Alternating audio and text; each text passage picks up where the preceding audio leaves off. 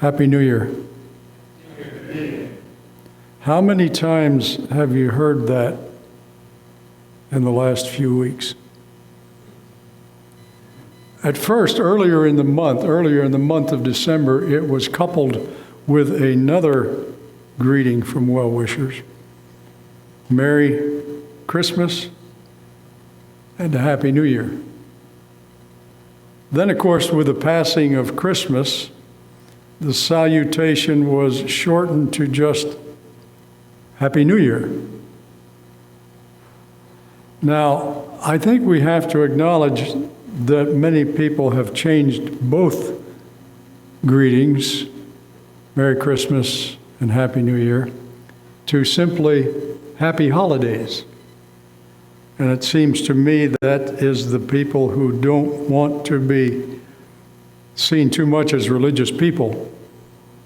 But think about, whatever you say, if you say Merry Christmas or Happy New Year, or if you say Happy Holidays, especially if you say Happy Holidays, which holidays are you talking about? If I say Happy Holidays, you would immediately associate that probably with Christmas and New Year's. But think about it, I could be saying Happy 4th of July, Happy Easter, whatever. My point is that we sometimes don't think too much about what we're saying when we say it. And if you say Happy Holidays, you're just expressing the wish that my life will be happy during those days that are usually associated with the holiday season, which is usually the month of December. So Happy Holidays could mean anything. And even in the way that we relate to it, we usually associate it with the Christmas and holiday season. But isn't it something a little bit more if you say Happy New Year? Because you're saying that you hope that I will be prosperous and happy for the year to come. Not just for the next couple days, but for the year to come. In this case, can you imagine it? 2022. Now, most of us here are kind of long in the tooth. Did you ever think when you were a little tyke back there in elementary school that you would ever live to see 2022? I can't get my mind around it. I can't. You want your flying car? Well, I hope you get it, John. I hope you get it. Of course, getting back to this idea of salutations and what we say, there's always the possibility that somebody who's saying Happy New Year or Happy Holidays doesn't really mean anything at all. It's just the thing to say at this time of year. It's kind of like when someone greets you with the question, "How are you?" And it's obvious if you try to tell them that they really don't care how you are. It's kind of a way to get into the conversation. They're just trying to make conversation. And so as we greet each other on this first Sabbath of the new year, 2022, what is our desire for each other? Someone said down here, Happy Sabbath, and I think Happy Sabbath is more explicit and it's more pointed because it's wishing that we have a happy Sabbath, and maybe we should talk another time about just what a happy Sabbath is. But if you say Happy New Year on this Sabbath, what are you wishing that we all have? Maybe it's just a short season of merriment with family and friends. Maybe for most people, the Happy New Year would already be gone because that ended last night at midnight. Or would you like to wish your friends something more lasting and satisfying? I want to read to you from an old devotional book that you probably have in your shelf. If you don't, we probably have a couple of them back here in the library. It's called My Life Today. And on the first entry, it's a devotional book, and it has a page for each day throughout the year. And on the first page, which is the entry for January 1st, we find these words, and I'd like to read them to you. Now, it's a page long, so stick with me till we get finished. It says, "Another year now opens its fair unwritten pages before you. The recording angel stands ready to write. Your course of action will determine what shall be traced by him. You may make your future life good or evil, and this will determine for you whether the year upon which you have just entered will be a happy new year." See? It's up to me. It's not up to you to, just because you wish it to me, but it's up to me to decide whether I have a happy year or not. The author says, "It is in your power to make it such for yourself and for those around you. Let patience, long-suffering, kindness, and love become a part of your very being. Then whatsoever things are pure and lovely and of good report will mature in your experience." Angels of God are waiting to show you the path of life. Decide now, at the commencement of the new year, that you will choose the path of righteousness, that you will be earnest and true-hearted, and that life with you shall not prove a mistake. Go forward, guided by the heavenly angels. Be courageous, be enterprising. Let your light shine, and may the words of inspiration be applicable to you. I write unto you, young men, and I would add young women, because you are strong and have overcome the wicked one. Going back to the author's thoughts, she says, if you have given yourself to Christ, and listen to this last part. This is so encouraging and so inspirational to me. If you have given yourself to Christ, you are a member of the family of God. And everything in the Father's house is for you. Did you catch that? You're a member of the family of God, and everything that God has is for you. All the treasures of God are open to you, both the world that now is and that which is to come. The ministry of angels, the gift of His Spirit, the labors of His servants, they're all for you. The world with everything in it is yours so far as it can do you good. Even the enmity, the hatred of the wicked will prove a blessing by disciplining you for heaven. If you are Christ's, all things are yours. I remember many years ago, it was on a morning just such as this, a Sabbath morning. It was cold, only we were living in an area where cold was really cold. You know what I'm talking about. It was a cold, windy morning, and it had been snowing, and was not a pleasant morning to be about, but it was a Sabbath morning.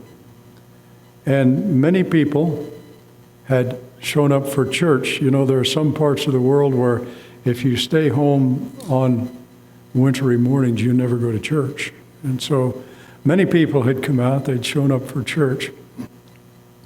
And probably they were encouraged more by the fact that we had a guest speaker that week. You know, it's always nice to listen to your pastor, but it's always an encouragement when you have a guest speaker. And this man was a prominent guest speaker. He was one who was well known. He had been the author of several books on Christian living. His name was Thomas Davis. And again, I refer to our library back here. And you know, we have a lot of good books back there. And if you want some to read, they're your books. Check them out, read them.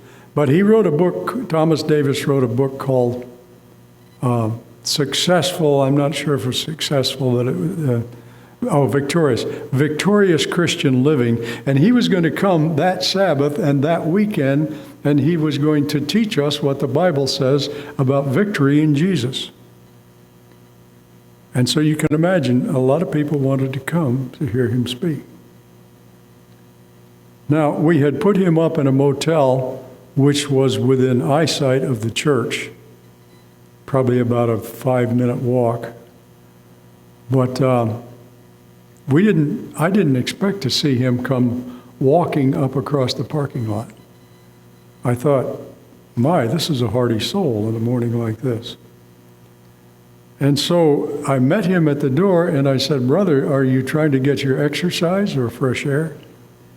And he said, "No." He said, "When I came out of my motel room this morning and went to start my car, it wouldn't start because someone had stolen the battery." I said, "That's terrible." He said, "No, it isn't." He said, "You see, that battery wasn't mine because that car isn't mine. Both of them belong to God. God could have kept that person from stealing my battery if he wished, but if he decided that that person needed the battery more than I did, who am I to argue? You see, nothing belongs to me," he said. "Everything belongs to God." Brothers and sisters, I'm afraid that we're too quick to accept the world's definition of happy. And for our few minutes together here this morning, I would like to focus on the Scripture's perspective of what our life should be, and not on ideas that have been programmed into our minds from less reliable sources. Now, when I was a freshman in high school, and yes, I was a freshman in high school, and yes, I can remember it, our English teacher assigned the class a project. We were supposed to look at the lives of people that were considered successful. You know, she said, just look around at the people you meet every day and look at those people and see how they live, and write a paper identifying the marks of a successful, parentheses, happy person, because it was assumed, at least by her, I guess, that successful and happy were synonymous. Now, we know people who are successful as the world calls successful, but they're not happy. But this was the project that she assigned to us. And my report must have seemed good to her, because not only did she give me an A for the effort, but she had my essay printed in the school paper. Now, I'm quite sure that nobody has an existing copy of that paper today. As I remember, what I thought was important for success and happiness then makes me laugh now and almost embarrassed because it's so far from the truth. Back then, I thought that happiness was equated with things, material possessions. I later had a lesson from Thomas Davis that indicated that's not true, but at that time, that's what I thought.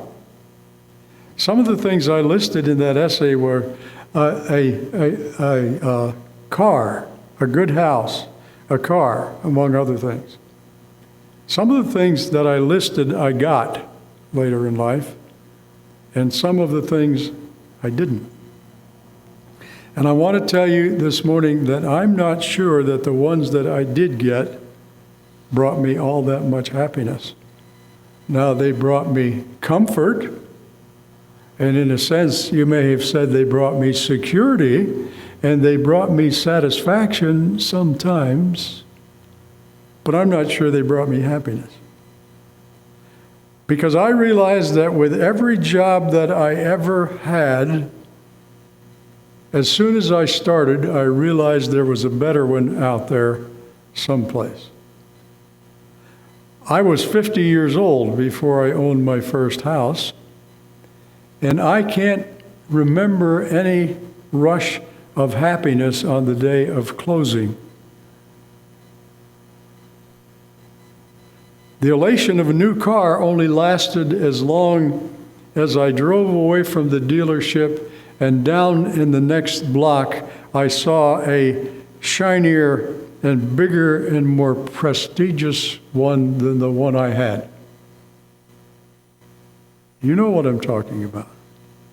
I learned as I passed through life and try to remember it now that all that glitters is not gold.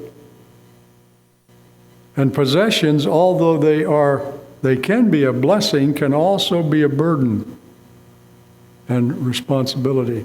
A very wise friend told Donna and I once, the more things you have, the more headaches you have in trying to take care of it.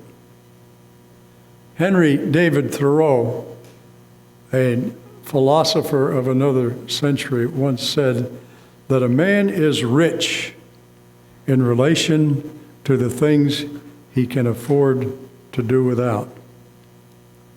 And so thinking about those things, I'd like to look this morning at the experience of one of the greatest Christians who ever lived, besides Christ, of course. One who had fought the battles. He'd felt the sting of failure, and he knew the elation of victory. And he knew what real happiness was. Let's listen to his words again in Philippians 3:11 through 13. He says, not that I speak in regard to need, for I have learned in whatever state I am to be content. Now you have to realize that this was written 2,000 years ago in a different country, in a different place. So the author is not here talking about whether he lives in Florida or Oklahoma or any other state in the world, but whatever situation he finds himself in, he had learned to be content. It sounds incredible as we read it. He says, I know how to be abased and how to abound. Everywhere and in all things I have learned both to be full and to be hungry, both to abound and to suffer need. And he caps it off by saying, I can do how much? All things through Christ who strengthens me. And as I looked at that, as I was preparing for the talk this morning, as I looked at that, when I get a verse in my mind that I want to include in my sermon, I usually try to look at the context to see what it is he's talking about. Do you know what the context of this verse is? He came to realize that he could say that because he had a concerned and loving church family. When you look at the verses that go before, he says to the people in the Philippian church, I was a little bit concerned because I wasn't sure where I stood with you. That's my paraphrase. But he says, now that I know that you have concern for me, I can have a different attitude. But he said, really, I don't really need anything. I'm not asking for anything. I don't need anything because I have everything. And the greatest blessing that he could focus on was that he had a concerned and loving church family in the Philippians church. Brothers and sisters, there are some things that you can't put a price on. And if you could, you couldn't buy it. Paul didn't have much to say about his biological family. The only thing I know of, Paul doesn't say it at all, but it's in the book of Acts. It talks about his nephew, who was his sister's son. But Paul doesn't have anything really to say about his biological family. But he had a lot to say about his church family, his spiritual family. And he looked forward to being in heaven with them. It was not an option. As I think about that this morning, I have to confess, we don't always feel good about each other. Would you agree? Maybe you could say we're not always happy with each other, if we look at happiness as just a warm, fuzzy feeling. We don't always feel good about each other, but I want to testify this morning, there's not one of you that I want to be in heaven without. Most of you are parents here. Which one of your children are you ready to give away? You know, if someone said, well, you have 3 children, you can only keep one. Which ones do you want to give away? None. It's like somebody said to a mother, which one of your children do you love best? And she said, I love them all the same. For some people, that's hard to comprehend. Paul didn't want to be in heaven without any of them. And so I hear him saying, as long as I have the love and concern of my brothers and sisters in the faith, and the loving guidance of Christ, my older brother, all those other things are just temporary. If I dwell on them too much, I become obsessed with keeping someone from taking them from me. Thursday night, we pulled into our driveway, and usually when we get out of the car and go in the house, I turn around and with my key fob, I lock the car. For some reason, I didn't on Thursday. And when I went out to run an errand on Friday morning, I got in the car and something seemed strange. There were papers laying on the seat that I didn't put there. And I thought, did Donna do that? I can't see how, because she was sitting in that seat. So I picked them up. One was the registration slip that you get when you buy your new tags for the year. And I can't remember what the other one was. And so by the way, the glove compartment was open. And these things were taken out of the glove compartment and laying in the seat. And I saw them there and didn't think a thing about what they were, what could have happened. So I just put them back in the glove compartment, closed the glove compartment, backed out of the driveway and started down our road. Now, we live on a dead-end dirt road. It's not much traveled. But as I went down about, 25 yards from our house, I saw something laying on the side of the road. And I thought, what's that? It didn't really dawn on me what it was. It was a scarf that Donna keeps in the glove compartment on cold nights. She can get in the car before the car warms up. She puts it around her neck. And it's especially precious to her because Joseph, our son, years ago made it for her. And there's a purpose for it to keep her warm, but also there's an attachment to it there. And this was laying about, maybe from here to the front of the church, on the road, away from the house. And it suddenly dawned on me what had happened. I didn't lock the car, and someone was in our car during the night. and they were rifling through the glove compartment and through other compartments in the car looking for something. Now, I'd say fortunately, maybe, I don't know, I don't keep anything of value in the car. Several years ago, we did have some things taken out of our car the same way, parked in the same place. Someone stole it. You remember, that was in the days when your GPS was attached to your dash. Someone had broken in our car and stolen our GPS. My son's car was parked right alongside of mine, and he had a habit of whenever he had any change, he would just drop it in the cup holder, and there was quite a bit of money in the cup holder, and they cleaned that out. So while we were sleeping, someone was stealing our stuff. And if you're not careful, you know what my first thought was? I'm going to buy one of those, is it called a Ring doorbell? That you can put up on the side of your house that would take a picture of whoever's getting in my car. And if you're not careful, you become obsessed with keeping someone from taking your stuff from you. Since I have a house, and I fell for this, since I have a house, I felt it necessary to purchase a security system to protect it.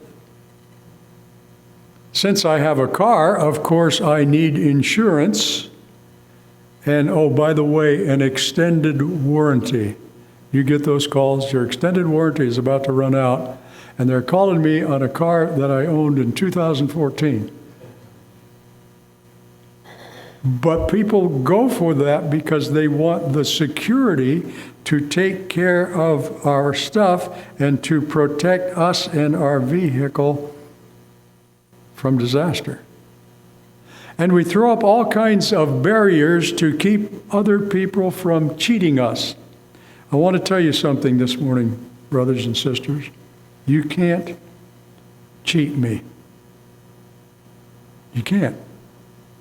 It may seem like you do, but you'll find out that you can't. You can't cheat me, and you don't need to. Because Christ is supplying my needs, and He will supply yours if you ask Him as well. And there's enough love in His heart so that we need not worry if someone is taking things from us. There is enough to go around. One more text from Paul's pen will launch us into 2022 and keep us focused on what's important for us to remember in the year ahead. This is the 12th and 14th verse of Philippians 3. Not that I have already attained, or am already perfected, but I press on that I may lay hold of that for which Christ has also laid hold of me. Now wait a minute. Does it seem there is a contradiction here? In the first verses, Paul says, I'm satisfied. I have everything I need. And yet in this verse, he says, it's not like I already got there or am there. I'm already perfect, but I press on that I may lay hold of that for which Christ has also laid hold of me.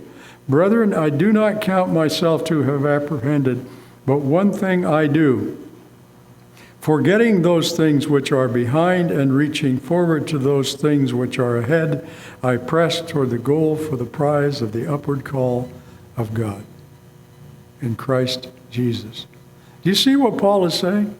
He said when it comes to material things, do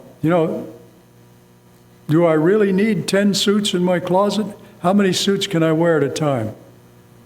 Only one. How many pairs of shoes do I need? Only one. You think of the things that we spend our lives trying to fill up our houses with, and it's way much more than we need. But Paul says there is one thing you need. Those things let God take care of those, but really seek for the thing that you do need, and that is the spiritual things of life. Brothers and sisters, we can do without a lot of things, but we can't do without heaven. While we should and must be content with what we have in this world, and I was reminded on Wednesday night in our midweek Bible study, someone reminded me of a verse that says, "Now godliness with contentment is great gain." And see, that doesn't seem to go together. Contentment and gain, well, depending on what you're content with and what you're trying to gain.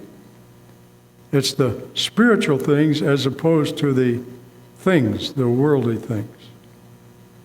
And my prayer for us is that the close of 2022 will find us more appreciative of what Jesus has done for us, more engrossed in what he's preparing for us in the next life, and the promise of a life that never ends. You may be saying, "Preacher, I've heard sermons like this before, and I do well for a little while, and then it falls apart." And my challenge to you and to myself on this first day of the new year is, if at first you didn't succeed, try again. God bless you.